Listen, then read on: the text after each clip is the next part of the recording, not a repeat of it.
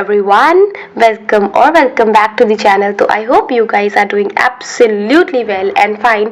तो आज हम अपने नेक्स्ट इम्पॉर्टेंट टॉपिक के सेक्शन में देख रहे होंगे, दैट इज हमारे नर्व मसल फिजियोलॉजी के लिए कौन सा टॉपिक इम्पॉर्टेंट है, या काजल दी अगर मैं नर्व मसल फिजियोलॉजी टॉपिक कर रहा हूँ तो मुझे कौन कौन से टॉपिक मस्ट डू है, इसको मैं बिल्कुल इग्नोर नहीं कर सकता, या अगर मेरा यूनिवर्सिटी है, पीसीटी है, इंटरनल है, तो मैं कौन से ऐसे चैप्टर है जिसको बिल्कुल भी छोड़कर जा नहीं सकता, दैट आर दिस टॉपिक्स। और ये टॉपिक, ये क्वेश्चंस मोस्ट फ्रीक्वेंटली है।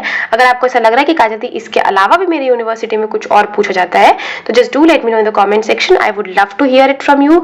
देखो, अगर हम स्टार्ट करें तो this are absolute must do topic, this are absolute, मतलब इसका कोई काइंड ऑफ कॉन्ट्राइंडिकेशन नहीं है।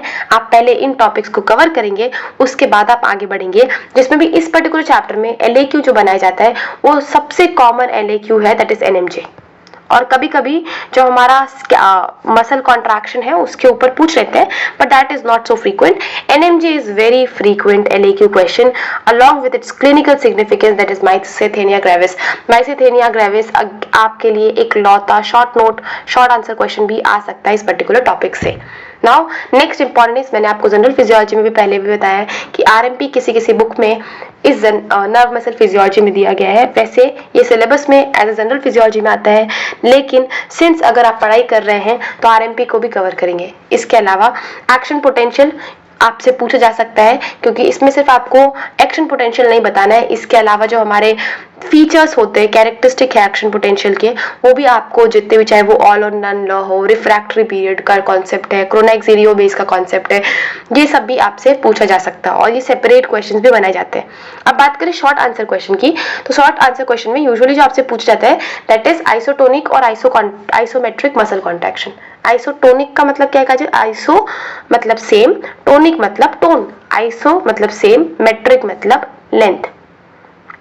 ये तो मैंने आपको बेसिक बता दिया, बट इसका डिफरेंस आपको अच्छे से पता होना चाहिए। इसके अलावा फ्रैंक स्टार्लिन लॉ बहुत बहुत बहुत इंपॉर्टेंट है, ना कि सिर्फ ये नर्व मसल फिजियोलॉजी में इंपॉर्टेंट है, बल्कि ये CVS फिजियोलॉजी में भी बहुत फ्रीक्वेंटली 2 नंबर के लिए पूछा जाता है। और इसमें एक लाइन जो बहुत इंपॉर्टेंट है आपके लिखना, that is up to physiological limit. अगर आपने पूरा फ्रैंक स्टार्लिन लॉ लिख दिया लेकिन अगर आपने फिजियोलॉजिकल लिमिट नहीं लिखा तो that Frank Starling law is not correct. ठीक है, ये हमें हमारे प्रोफेसर ने सिखाया था कि up to physiological limit is very important word for Frank Starling law. RMP हमने डिस्कस किया और इसके रिलेटेड जो टॉपिक है कि इसका मैकेनिज्म ऑफ एक्शन क्या है, या इससे गोल्डमैन इक्वेशन क्या है, गिब्स-डोनर इक्वेशन क्या है, तो आपसे पूछा जा सकता है। एक्शन पोटेंशियल में सेपरेट क्वेश्चंस बनाए जा सकते हैं और एज ए लॉन्ग फॉर्म हो सकता है।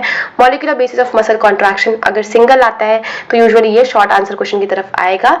पूछ लेते हैं, कभी कभी स्मूथ ज्यादा आजकल पूछते हैं, आजकल के पहले दोनों आ जाते थे, बट आजकल में this is more frequent, smooth muscle का कॉन्ट्रैक्शन।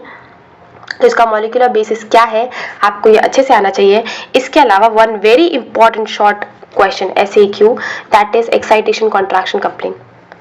इसका बिल्कुल एक फ्लो चार्ट प्रिपेयर कर लो और रट डालो, because one of the most frequent, most time repeated topic of nerve muscle physiology is excitation contraction coupling on a short note basis। इसके अलावा मैंने आपको लॉन्ग आंसर क्वेश्चन के लिए बताया था NMJ के साथ आपको myasthenia as a short answer question दे सकते हैं। सार्कोट्यूबुलर सिस्टम आपको कभी कभी SAQ में पूछ लेते हैं और हमारे यूनिवर्सिटी में इसको 2 नंबर वेरी SAQ में पूछा गया था। बताओ, इसके अलावा आपको जो दूसरा इंपॉर्टेंट टॉपिक करना है दैट इज मसल यूनिट। एक हमने ऊपर देखा आइसोटोनिक और आइसोमेट्रिक पे डिफरेंस, यहाँ पे हमको प्रिपेयर करना है कि काजल दी सिंगल और मल्टीपल मोटर यूनिट में क्या डिफरेंस है। और ये डिफरेंस अगर आप इंदु खुराना प्रेफर करते हैं तो उसमें भी लिखा हुआ है टेबुलर फॉर्म में, आप AKJN जो भी आप बुक फॉलो करते हैं उसमें लिखा हुआ है, हर जगह ये डिफरेंस लिखा हुआ है, तो आप वो डिफरेंस याद करके जाएंगे। इसके अलावा एक क्वेश्चन कॉन्सेप्ट आता है स्मूथ मसल में, दैट इज लैच फिनोमेना, और ये आपसे SAQ में पूछा जा सकता है। लैच फिनोमेना ऐसे तो इतना फ्रीक्वेंट नहीं है, आप स्मूथ मसल के साथ भी इसको जोड़ के लिख सकते हैं और अलग से भी पूछ सकते हैं, तो आप इसको प्रिपेयर करके रख लीजिए।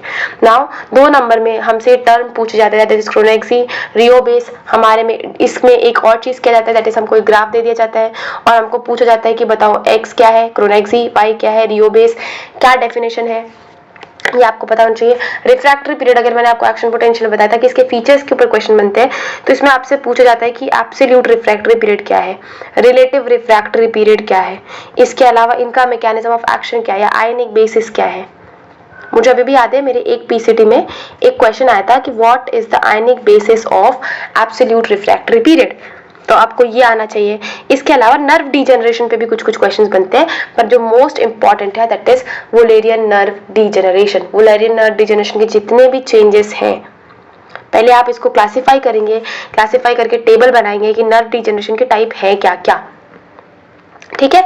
फिर टाइप में बताएंगे कि वुलेरियन किस में आता है, फिर वुलेरियन क्या बोलना चाह रहे थे, क्या समझाना चाह रहे थे, फिर चेंजेस क्या है, फिर रीजनरेशन कैसे होता है। तो this are the very 13, 14, 15 important topic जो कि आपको अपने यूनिवर्सिटी पॉइंट ऑफ व्यू से प्रिपेयर करना है in case of nerve muscle physiology, that is NMJ, RMP, action potential, isotonic isometric contraction, single motor unit, multiple motor unit, Frank Starling law, chronaxie rheobase, इसके अलावा प्लैच phenomena, excitation contraction coupling, sarcotubular system, muscle unit हमने पढ़ लिया। इसके अलावा refractory period के ऊपर क्वेश्चन पूछा जाता है, वुलेरियन नर्व डीजेनरेशन, और जो 1-2 नंबर के क्वेश्चंस हैं, ये कुछ ऐसे टॉपिक है जो कि नर्व मसल फिजियोलॉजी में काफी फ्रीक्वेंटली रिपीट होते हैं। तो आई होप कि आपने इन सारे टॉपिक को नोट कर लिया। आप इससे रिलेटेड वीडियोस पहले देखेंगे, इन टॉपिक्स को पहले प्रिपेयर कीजिए, फिर आपके पास टाइम मिलता है तो आपको ऐसा लगता है कि काजल दी और भी not so important topics prepare करना है, you can absolutely go for it, there is no issue at all, ठीक है। तो ये था हमारे पास पूरा का पूरा नर्व मसल फिजियोलॉजी के इंपॉर्टेंट टॉपिक्स में से। और इसके अलावा अगर आपको लगता है कि काजल दी मेरे यूनिवर्सिटी में इसके अलावा भी क्वेश्चंस पूछे जाते हैं, तो सबसे पहले आप बताइए कि आप कौन सी यूनिवर्सिटी से बिलोंग करते हैं, और दूसरा आप ये भी बताइए कि क्या आपके क्वेश्चंस जो है पूछे जाते थे, ताकि आने वाले जनरेशन को, आने वाले जूनियर्स को वो हेल्प कर सके, ठीक है। और इस वीडियो के लिए इतना ही, अब हम मिलेंगे नेक्स्ट वीडियो में। Till then bye bye, take care.